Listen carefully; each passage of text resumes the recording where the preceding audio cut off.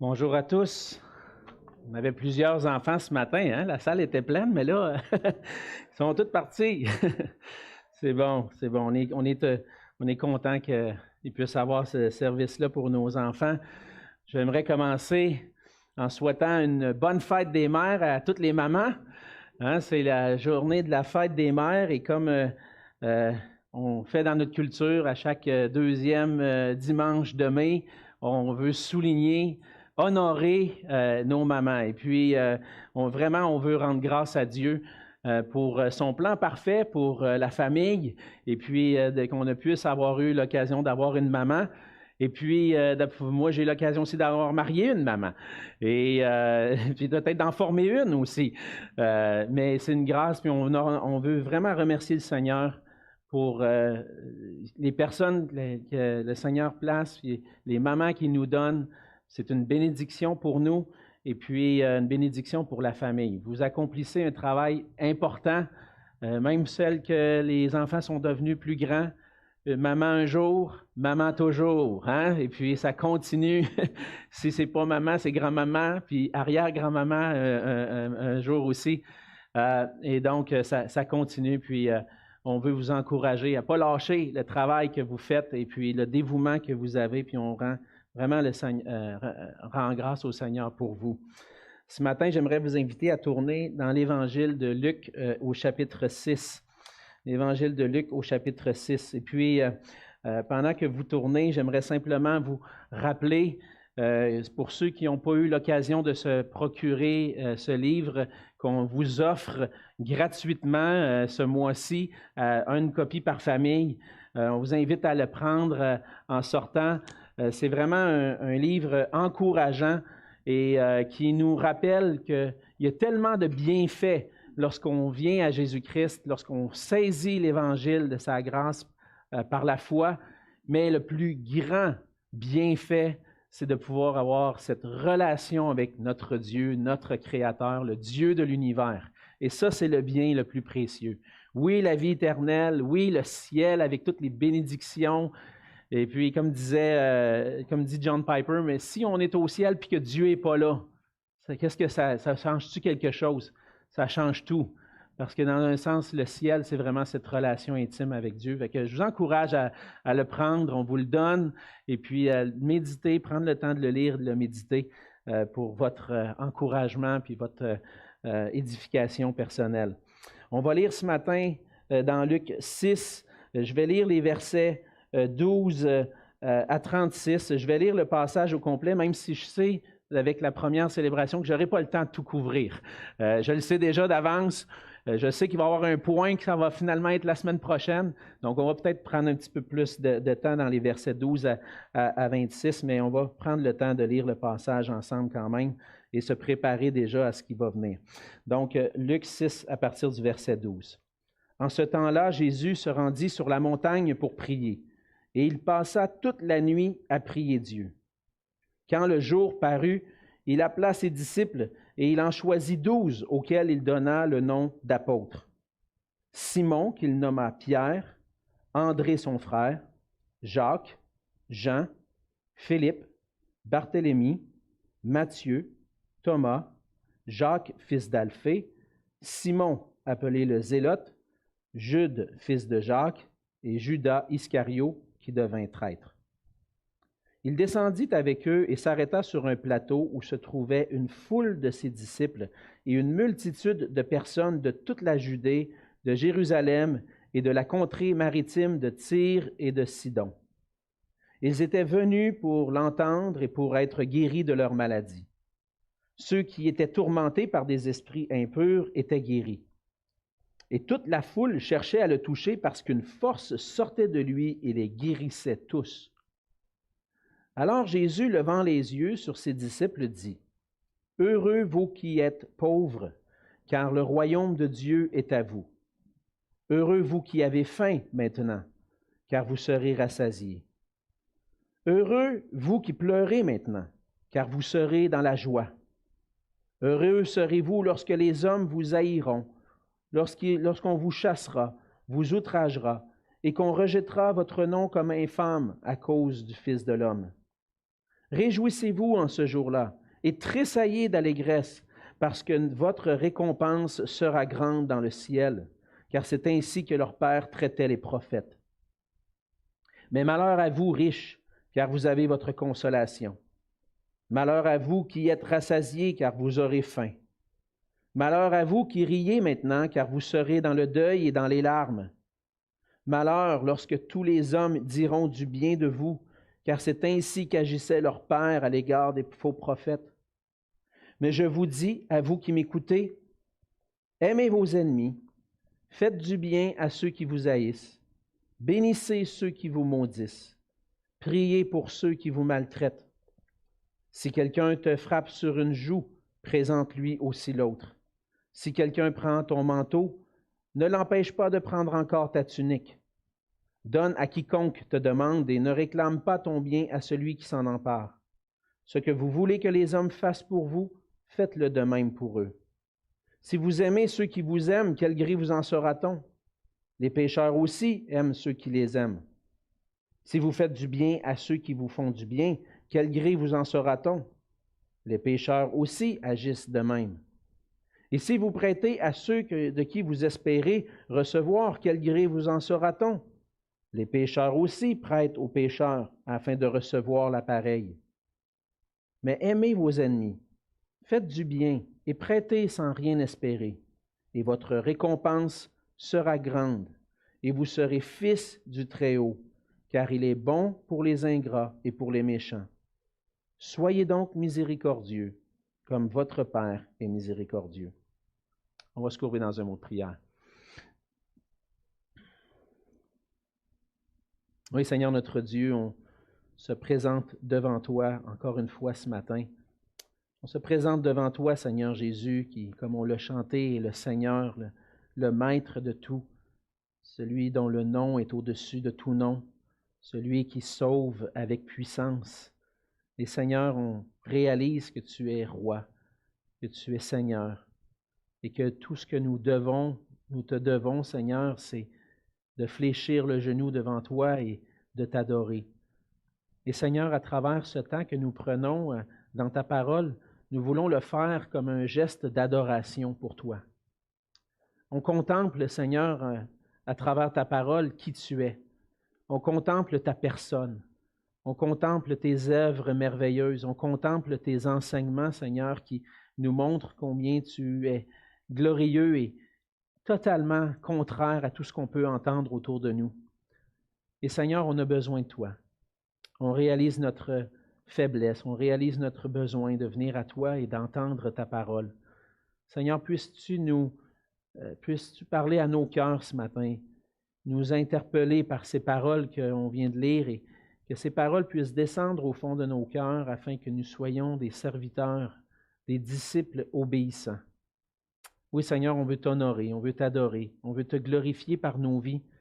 Viens faire ton œuvre en nous ce matin par ton esprit, afin que nous soyons des instruments entre tes mains pour ta gloire. Et c'est dans le nom de Jésus que je te prie. Amen. Amen. On vit dans une société qui, avec l'époque moderne, est de plus en plus individualiste. Je dirais que de plus en plus, on a l'impression de ne pas avoir besoin des gens autour de nous. Et de plus en plus, on vit des relations où, dans nos relations, on est encouragé à se satisfaire nous-mêmes. On est encouragé à penser à nous-mêmes. Dans les relations, on entend ça dans la culture populaire, de s'éloigner, encourager à s'éloigner des gens qui pourraient nous faire du tort ou des gens qui pourraient nous empêcher de vivre comme on voudrait ou des gens qui voudraient qu'on change pour eux. Et donc, on est vraiment bombardé par toutes sortes de pensées qui nous amènent à voir beaucoup de nos relations, des relations comme toxiques. Vous entendez souvent parler de ça, hein? Se débarrasser des relations toxiques dans nos vies. Et ce qui est important pour nous de plus en plus dans la culture, c'est que tu penses à toi. Assure-toi que tu penses à toi, que tu te sentes bien. Je ne veux pas nier que des fois, il peut y avoir des relations où vraiment on peut vouloir prendre ses distances. Il y a des relations conjugales, des fois, où l'épouse peut vivre, où la femme peut vivre vraiment de l'oppression, même des abus, et je ne veux pas nier ça. Mais cette culture-là qui nous amène à vouloir éliminer nos relations toxiques et prendre soin de nous pour qu'on puisse se sentir bien, fait en sorte qu'on cherche les relations qui vont nous satisfaire nous-mêmes, nous prêts à développer des relations avec les gens qui vont être prêts à nous accepter comme on est, à nous tolérer comme nous sommes, et que, dans le fond, on n'a pas besoin de changement. C'est pas moi qui ai besoin de changement, j'ai juste besoin de faire le ménage dans ma vie pour que les gens m'acceptent comme je suis. Mais lorsqu'on vit en relation avec des personnes, ce qu'on voit dans la parole, entre autres, c'est qu'on a besoin des fois de changer dans nos attitudes. On a besoin de changer dans notre caractère. Et souvent, pour ne pas dire toujours, on a besoin dans nos relations de ne pas seulement penser à notre bien-être, mais penser aux autres aussi. Et ce qu'on voit dans un sens, c'est ce qu'on voit dans les Écritures, c'est que si on veut vraiment vivre des relations durables, on a besoin de changer nous-mêmes. On a besoin d'une transformation. En fait, c'est ce que la parole nous enseigne. C'est qu'on n'a pas juste besoin d'un changement superficiel, mais d'un changement profond. Et ce changement-là, c'est le Seigneur Jésus qui vient pour l'apporter dans nos vies. On a parfois tendance à penser qu'on est des bonnes personnes, mais moi, je ne suis pas si pire que ça. S'il y a un problème dans une relation, souvent, ce n'est pas de ma faute à moi, c'est plutôt l'autre. Si tu avais fait ça de cette façon, je n'aurais pas réagi de même. Donc, c'est de ta faute à toi. On met le blâme sur les autres et puis nous, on n'a rien à se reprocher. On est des bonnes personnes. On est corrects, nous. Mais le Seigneur nous apprend qu'on a besoin d'être changés. Et plutôt que de penser que les autres sont le problème, le Seigneur nous amène à réaliser que nous avons souvent un problème qu'on a besoin d'être transformé. On arrive dans un passage dans l'Évangile de Luc, un moment important dans le ministère de Jésus, où Jésus va choisir parmi ses disciples ses apôtres. Et à travers ce récit-là, on voit qu'après avoir choisi ses apôtres, le Seigneur va rassembler une multitude de disciples. Il y a plus que juste 12 disciples qui suivent Jésus, il y en a une multitude. Et à travers ce rassemblement-là sur la montagne, ce texte-là qu'on appelle souvent le Sermon sur la montagne, c'est peut-être le titre que vous avez dans votre Bible, hein, en haut du passage, le Sermon sur la montagne. Mais à travers ce discours-là, cet enseignement-là que Jésus apporte, Jésus nous confronte avec notre tendance naturelle de penser. Il nous confronte avec sa pensée à lui, ses standards à lui. Il confronte les standards de notre culture, de notre société, aux standards de Dieu. Et il nous montre que bien souvent, et pour ne pas dire toujours, justement, on a besoin d'un grand changement pour vivre à la hauteur de ce que Jésus nous appelle à vivre comme disciples. Et donc, dans son enseignement, Jésus va enseigner ses disciples qui sont appelés à vivre selon ses standards à lui, non selon les standards de la société. Et puis, ce qu'on voit dans le passage, c'est vraiment l'éthique du disciple de Jésus. Ce matin, on commence en regardant une première partie du Sermon sur la montagne. J'avais prévu me rendre jusqu'au verset 36. Je vous l'ai dit, je ne me rendrai pas jusque-là. J'ai trop dit de choses, puis il y a trop de choses importantes, entre autres sur la section sur qu'on appelle les béatitudes. Il y a trop de choses. Puis il y a tellement de choses. Mais Jésus, dans cet enseignement-là, il veut provoquer en nous un changement. Et ce qu'on voit ce matin dans le passage, c'est que Jésus est le roi qui appelle ses disciples. C'est lui qui appelle. Et qui les transforme radicalement les cœurs pour goûter la bénédiction de vivre dans l'humilité et dans un amour selon Dieu. En fait, à travers ce passage-là, Jésus nous place devant les caractéristiques d'un vrai disciple. Qu'est-ce qui caractérise un vrai disciple de Jésus? Et puis lorsqu'on est placé devant les vraies caractéristiques du disciple de Jésus, qu'est-ce qu'on va voir? C'est être confronté à savoir, est-ce que je suis vraiment un disciple de Jésus-Christ? Et lorsqu'on regarde dans le passage ce matin, on voit dans les versets 16 à 36, 3 caractéristiques d'un disciple. On va en voir 2 ce matin. Premièrement, dans les versets 12 à 19, on voit que les vrais disciples de Jésus-Christ sont ceux qui l'écoutent et qui se soumettent à sa parole. On voit dans le début du passage, comme je l'ai mentionné, que Jésus arrive à un moment important dans son ministère. Il doit choisir ses apôtres. Jésus-Christ choisit ses apôtres et les apôtres, dans l'original, qu'est-ce que la signification d'un apôtre? Ça veut dire un messager, un envoyé. Et donc, Jésus choisit des messagers. Il est le roi. Et puis, aujourd'hui, l'information circule rapidement. Hein. Si le premier ministre Legault veut apporter des changements dans les mesures sanitaires ou des choses ou nous annoncer quelque chose, il convoque une conférence de presse et on est tous devant nos écrans à écouter. Puis, qu'est-ce qu'il y a de nouveau? Mais dans ce temps, à l'époque où les communications ne fonctionnaient pas comme ça, le roi avait des messagers. Et il se choisissait des messagers en qui il pouvait avoir confiance pour apporter le message du roi au monde. Et Jésus arrive à cette étape où il doit choisir ses apôtres, ses messagers, ceux qu'il va envoyer pour annoncer le royaume de Dieu. On voit dans les Écritures que les apôtres avaient une fonction spéciale. Ils ont été spécialement appelés par Jésus, spécialement appelés pour être des témoins de son ministère, de sa mort et de sa résurrection. On le voit, entre autres, au début de l'Évangile, pas l'Évangile, mais au début du livre des Actes des Apôtres. Un des apôtres que Jésus aura choisi pendant son ministère va se pendre et va le trahir. Et même, déjà, Luc nous le mentionne, que Judas va devenir un traître. Et on doit le remplacer. Et on cherche, parmi ceux qui peuvent potentiellement remplacer Judas, ceux qui ont été des témoins oculaires du ministère de Jésus, du commencement jusqu'à la fin, du commencement de son ministère jusqu'à sa mort et sa résurrection. Et donc, les témoins vont être appelés, les apôtres vont être appelés justement à être des témoins qui vont parler de son ministère. Ça va être ceux qui vont prendre la relève aussi pour établir l'Église et être l'autorité dans l'Église de Jésus-Christ. Ça va être ceux que Jésus va appeler pour les établir et diriger le ministère de l'Église. On voit entre autres dans Éphésiens au chapitre 2, vous ne l'aurez pas à l'écran, mais je vais prendre le temps quand même de le lire.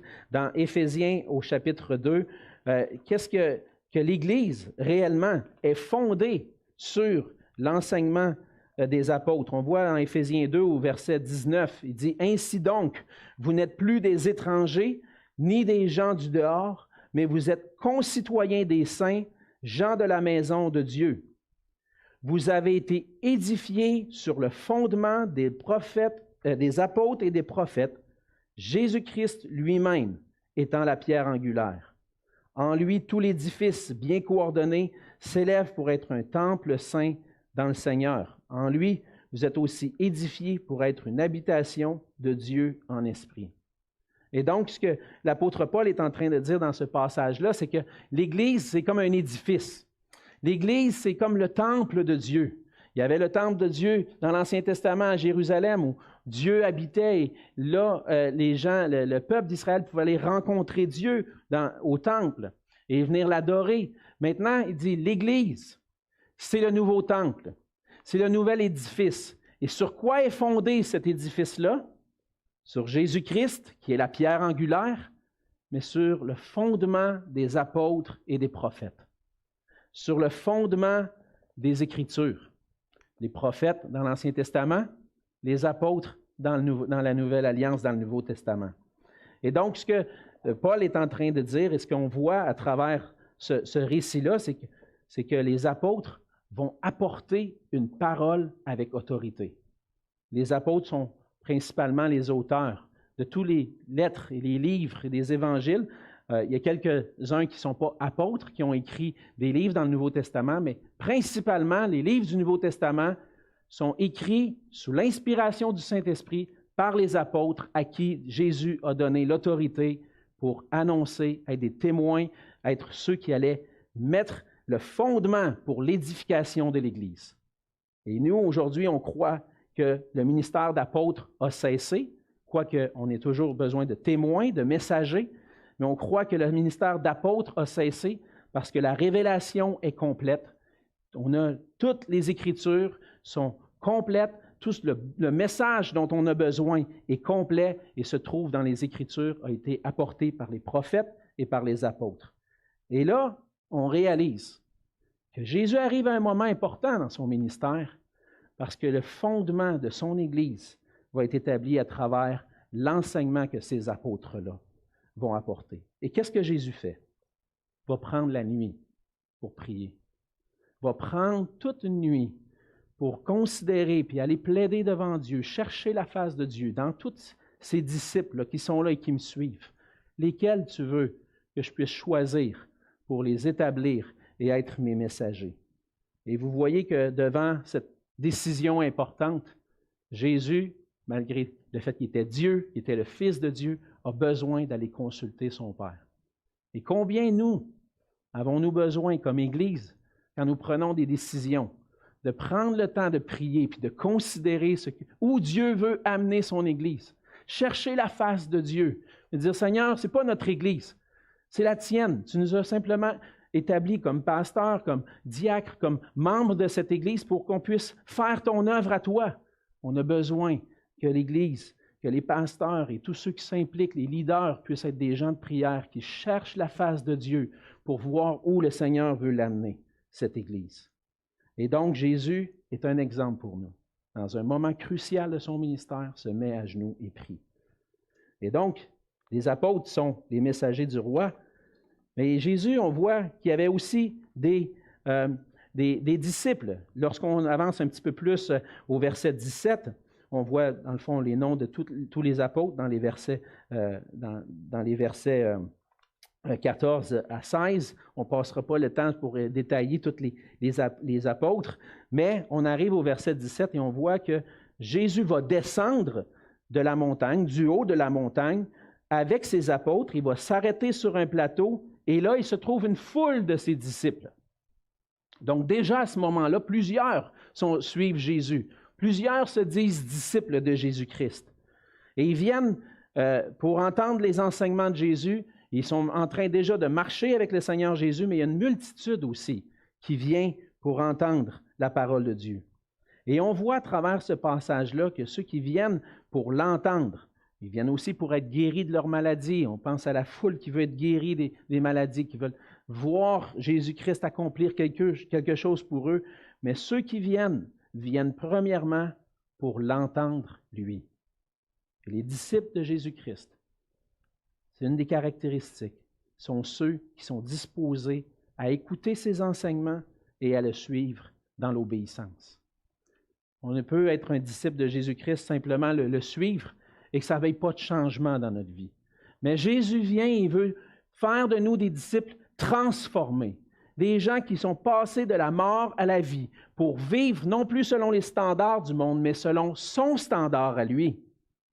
Et Jésus vient nous enseigner à travers ce sermon-là. Qu'est-ce que ça veut dire d'être un disciple de Jésus-Christ? Et il y en a plusieurs qui peuvent suivre le Seigneur Jésus, qui peuvent marcher et suivre le courant, être à l'Église, venir à l'Église. Mais qui sont ceux qui sont vraiment ses disciples? Jésus va le spécifier à la fin même du sermon. On va le voir juste dans la conclusion, verset 46. Il dit, « Pourquoi m'appelez-vous Seigneur, Seigneur, et ne faites-vous pas ce que je dis? » Et donc, on peut comprendre qu'il y avait tellement de gens qui venaient à Jésus, ils voyaient comme Seigneur, « Seigneur, Seigneur, hein, guéris-moi, Seigneur. Ah, Seigneur, tu as des bonnes paroles, je veux t'entendre, ça fait chaud à mon cœur de t'écouter. Seigneur, Seigneur. » Mais il y a un problème. Si tu dis « Seigneur, Seigneur », puis tu n'es pas en train d'écouter ce que je dis. Il y a un problème si tu n'es pas en train d'obéir à ma parole.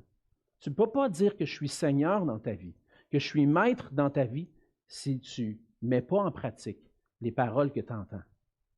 Et donc, les vrais disciples de Jésus-Christ ne sont pas ceux qui viennent juste pour entendre ce que Jésus a à dire ou faire du bien parce qu'ils entendent la parole de Dieu, mais c'est ceux qui sont prêts à mettre en pratique la parole puis à lui obéir. Donc, ce passage-là va nous amener dans des choses qui vont nous travailler un peu, qui vont travailler nos cœurs, qui vont nous amener dans une façon de penser qui est très loin de ce qu'on peut penser dans le monde aujourd'hui. Et Jésus veut nous transformer. Il veut qu'on puisse passer à l'obéissance. Et donc, on a besoin de venir à lui. L'appel de Jésus est pour tous. Jésus est venu sur la terre pour proclamer cette bonne nouvelle du royaume de Dieu. Il dit, vous pouvez entrer, venez, entrez, c'est moi le roi. Je vous fais connaître que je suis le roi. Puis je suis le roi qui va même aller jusqu'à la croix pour se livrer en sacrifice pour vous. Le roi va être mis à mort pour que des gens puissent être réconciliés avec Dieu et vivre dans le bonheur du royaume de Dieu. Cette bonne nouvelle-là, elle est pour tous. Le pardon des péchés et la réconciliation avec Dieu, elle est annoncée parce que Jésus a tout accompli. Mais l'appel de Jésus est pour tous. Et puisqu'il est pour tous, on doit s'arrêter et entendre et écouter ce qu'il a à nous dire. On doit être prêt à le suivre, à le reconnaître comme notre roi, à dire « Tu es mon Seigneur ». Et lorsque le roi dit quelque chose, on dit « Oui, Seigneur, je veux t'obéir. Tu me demandes quelque chose, je passe à l'action. » Des fois, dans la famille, on va demander des choses à nos enfants. Puis, comme mari, comme époux, comme père, je suis, selon la parole, le chef du foyer. Puis, lorsque je demande quelque chose à un de mes enfants, je ne m'attends pas à ce que ça prenne longtemps avant qu'il exécute la tâche. S'il y a des choses qui traînent, puis ça arrive des fois dans une famille avec 4 enfants, puis même avec des parents, des fois, qui se laissent traîner un petit peu aussi. Mais ça arrive des fois que, hop, le manteau n'est pas rangé dans le garde-robe.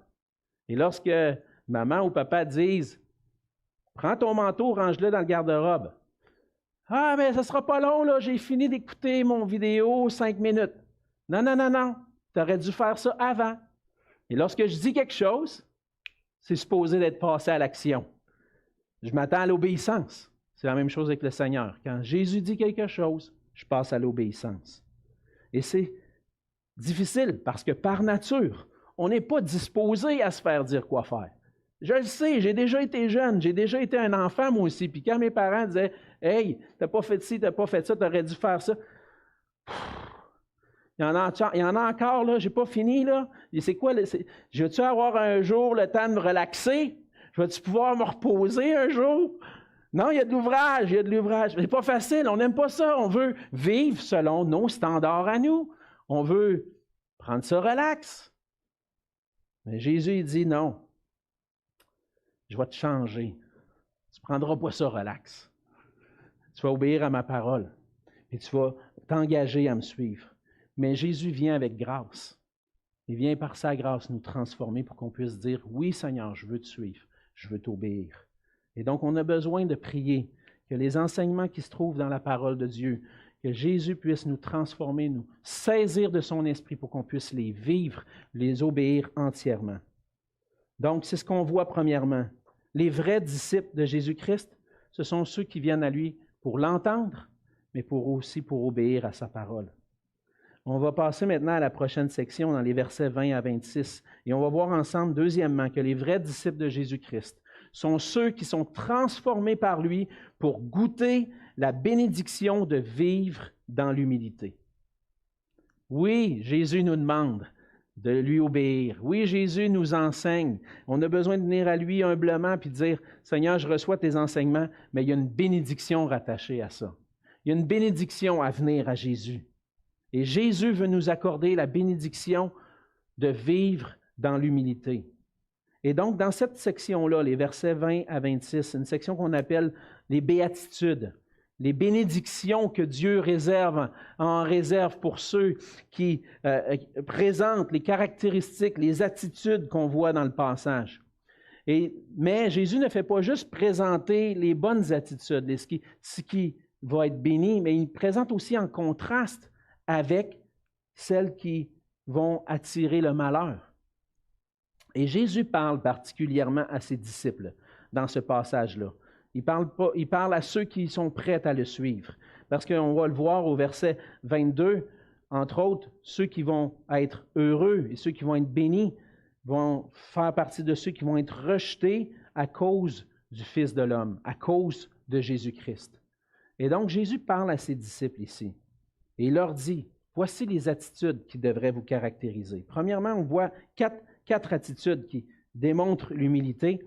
Premièrement, il dit au verset 20, « Heureux, vous qui êtes pauvres, car le royaume de Dieu est à vous. » Et donc, la pauvreté, l'humilité se manifeste par une pauvreté qui va conduire à des grandes richesses. Mais Jésus la met en contraste aussi avec le verset 24.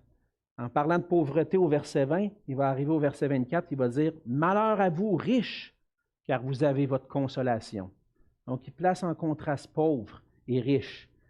Et dans le fond, qu'est-ce que c'est vraiment cette pauvreté-là dont Jésus parle? Est-ce que ça veut dire que j'ai besoin de plus accumuler d'argent ou que je ne peux pas avoir une maison ou que je ne peux pas avoir une voiture, être pauvre sans un sou puis m'attendre juste à Jésus? Je ne pense pas que c'est ça la question ici. La question ici, c'est surtout le fait que oui, on peut être pauvre matériellement. Et puis je pense que dans ceux qui suivaient Jésus, il y en avait beaucoup qui étaient pauvres de façon matérielle. Mais ce qu'on voit à travers d'autres passages dans l'Évangile de Luc, qui déjà nous aident à réfléchir, c'est que les pauvres sont ceux qui le sont en esprit, les pauvres d'esprit, ceux qui ont une humilité. Et lorsque Jésus parle de pauvreté, il parle d'une pauvreté spirituelle, d'une personne qui réalise son état spirituel.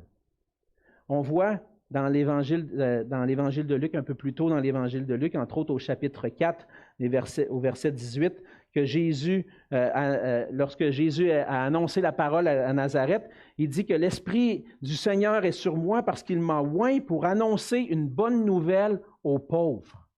Il vient pour annoncer l'Évangile aux pauvres. Mais qui sont ces pauvres-là? Mais ce texte-là qui est dans l'Évangile de Luc, c'est une citation de Ésaïe 61. Et dans le contexte d'Ésaïe 61, ceux qui sont pauvres, c'est ceux d'Israël qui sont dans le malheur du péché. Et donc, Jésus parle ici d'une pauvreté spirituelle. On a besoin, si on veut être heureux, réaliser notre pauvreté spirituelle, de réaliser devant Dieu humblement que je suis un pécheur, que je suis perdu sans lui, que j'ai besoin qu'il vienne me transformer. J'ai besoin de reconnaître que Jésus-Christ est mon seul salut. Ça fait le contraste avec ceux qui sont riches et ceux qui pensent que spirituellement font partie de l'élite spirituelle, puis qui pensent que par leur propre justice vont gagner le royaume de Dieu. C'est pas comme ça.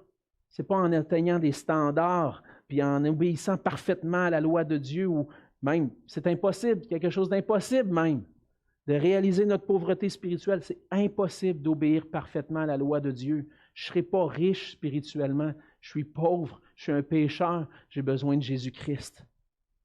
Et dans le contexte ici, on voit que ceux qui vont voir le royaume de Dieu, ceux qui vont posséder le royaume de Dieu, c'est ceux qui réalisent leur pauvreté spirituelle, qui viennent à Jésus et qui disent « Seigneur, j'ai besoin de toi pour mon salut, sinon je suis perdu. »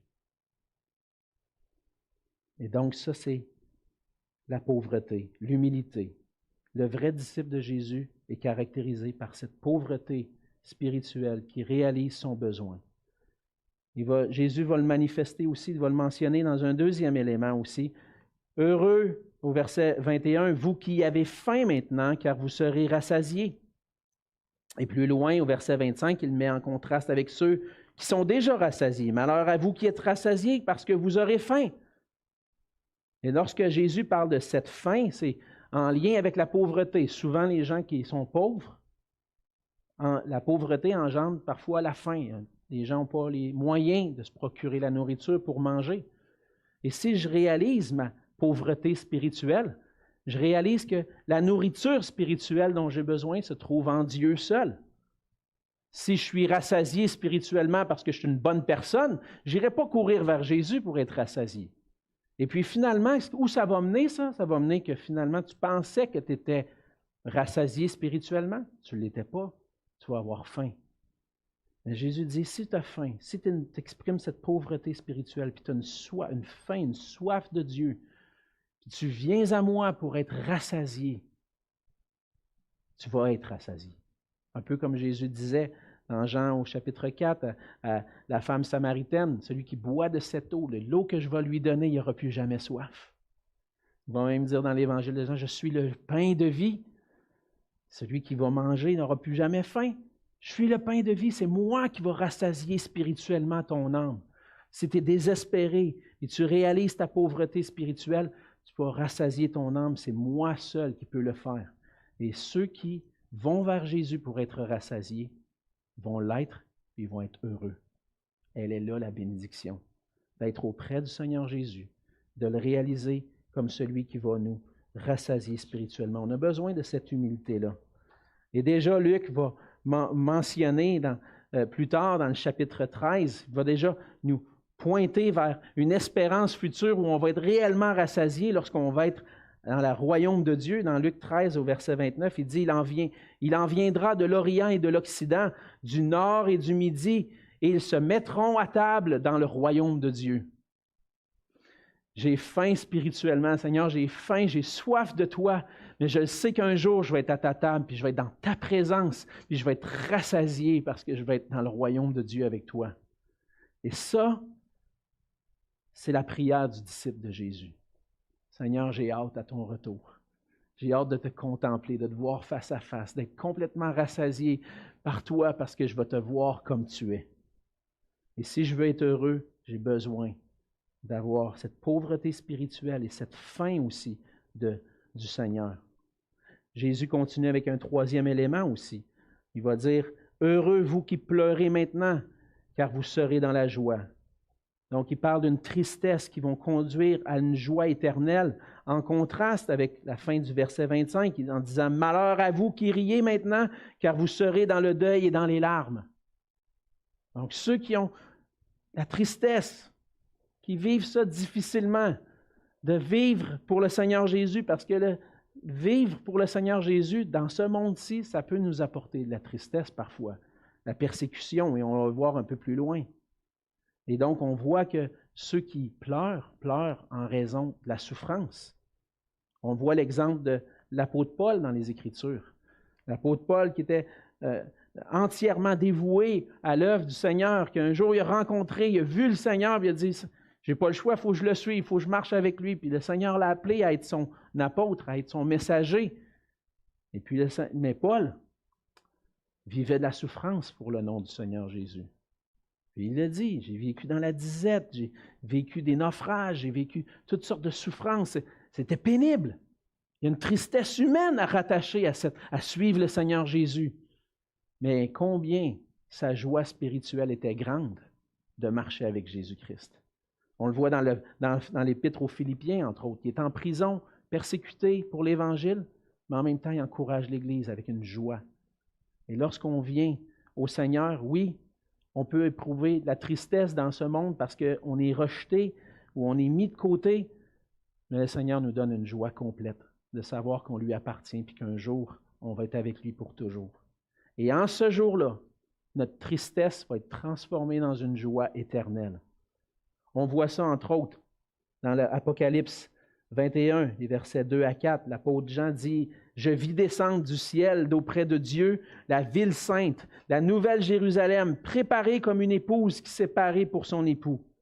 J'entendis du trône une forte voix qui disait, « Voici le tabernacle de Dieu avec les hommes. Il habitera avec eux, et ils seront son peuple, et Dieu lui-même sera avec eux. Il essuiera toute larme de leurs yeux, et la mort ne sera plus.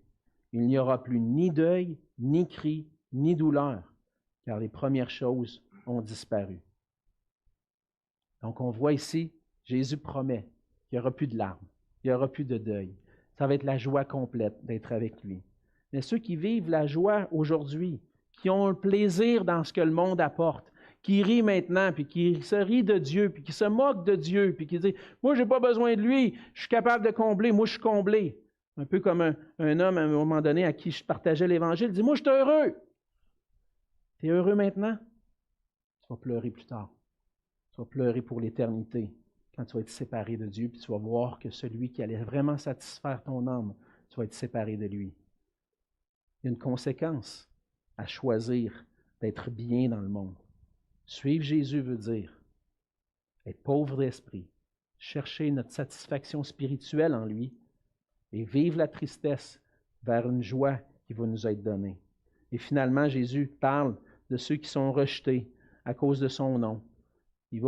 Ce rejet-là va mener à une récompense, alors que ceux qui ont présentement l'approbation des gens aujourd'hui dans le monde, vont vivre la tristesse pour l'éternité. Et donc Jésus, les disciples de Jésus, c'est ceux qui vont souffrir. C'est ce qu'on voit dans le verset 22. Il dit, « Heureux serez-vous lorsque les hommes vous haïront, lorsqu'on vous chassera, on vous outragera, on vous rejettera. On rejettera votre nom comme infâme à cause du Fils de l'homme. On vous rejette, on vous haït, on veut pas vous voir. Vous êtes les rebuts de la société. Les chrétiens, on ne veut pas en entendre parler. » Puis peut-être même que c'est arrivé dans vos familles, lorsque vous avez converti au Seigneur. Vous avez partagé l'Évangile et puis certains ont commencé à prendre des distances.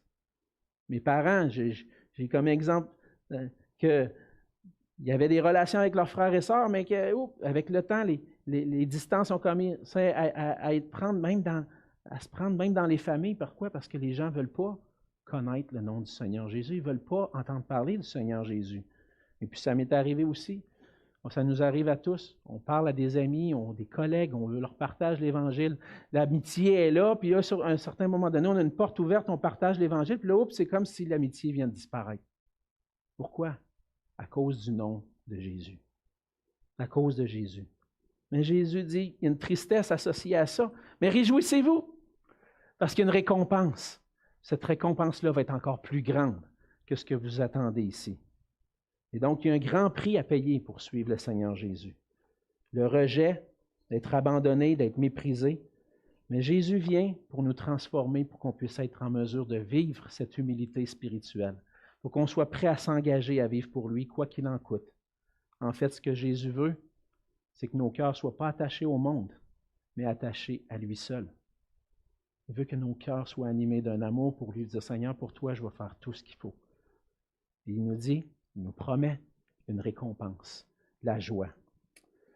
On voit dans ce passage ce matin, on a vu qu'il y a deux caractéristiques du disciple.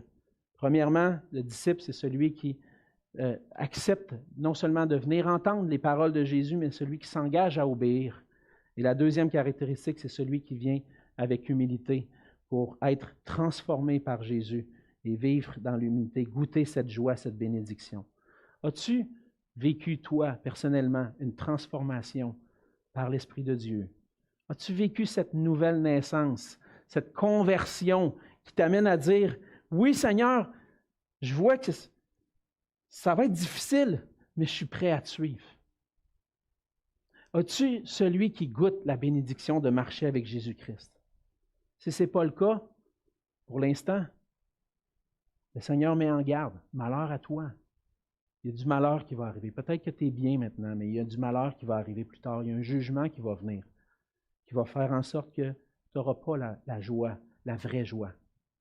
Et si tu as reçu le Seigneur Jésus dans ta vie, tu peux maintenant dire, Seigneur, je suis prêt à t'obéir. Je vais t'obéir quoi qu'il en coûte. Tu peux dire au Seigneur, donne-moi cette humilité. Fais de moi cette personne qui est prête à être rejetée pour ton nom. Parce que je veux vraiment goûter cette bénédiction de vivre avec toi pour toujours. Et on a besoin de s'humilier pour ça, parce que ce n'est pas naturel. On a besoin de réaliser notre pauvreté spirituelle, puis il y a juste Jésus qui peut nous transformer. Fait qu'aujourd'hui, chrétien ou non chrétien, si tu veux vraiment être rassasié, viens à Jésus. C'est lui qui apporte cette transformation-là. C'est lui qui vient dans ton cœur, qui dit, viens à moi. Je vais t'aider, je vais te transformer. Tu vas pouvoir goûter cette bénédiction-là. Viens à lui humblement. Parce que la transformation n'est pas naturelle. Ça ne viendra pas avec des moyens humains. Ça ne viendra pas avec des moyens psychologiques ou des moyens médicaux. Cette transformation-là est surnaturelle, spirituelle, puis il y a juste Jésus qui peut l'accomplir. On a besoin de venir à lui, se soumettre à lui. Ma prière, frères et sœurs, c'est qu'on puisse désirer vivre ça ensemble, qu'on puisse être transformés ensemble pour être une Église qui brille pour le nom du Seigneur Jésus, même si c'est difficile, et qu'on puisse faire connaître l'amour qui se trouve en Jésus-Christ, en étant humble puis en aimant comme il nous a aimés. Prions ensemble. Seigneur notre Dieu, merci pour ta parole. Merci pour cet enseignement, Seigneur, que tu nous apportes. Oh Seigneur, vivre selon tes standards, c'est complètement en dehors de notre façon naturelle de penser. On ne cherche pas à être humilié. On ne cherche pas à être pauvre. On veut naturellement chercher à s'enrichir, chercher à vivre le bonheur ici-bas dans les choses que le monde peut nous proposer. Mais vivre pour toi, puis vivre avec toi en tant que disciple, Seigneur, pour ça, on a besoin de réaliser que ce n'est pas dans ce monde qu'on va trouver le bonheur, mais c'est seulement en toi. Seigneur, aide-nous à venir devant toi humblement, en réalisant notre pauvreté spirituelle. Aide-nous à avoir faim et soif de toi, que malgré la tristesse, malgré le rejet, malgré peut-être même des persécutions qu'on peut vivre, qu'on puisse trouver notre joie en toi seul. Aide-nous à vivre selon tes standards, parce que c'est notre désir de vivre pour notre roi et pour ta gloire. C'est en Jésus que je te prie. Amen.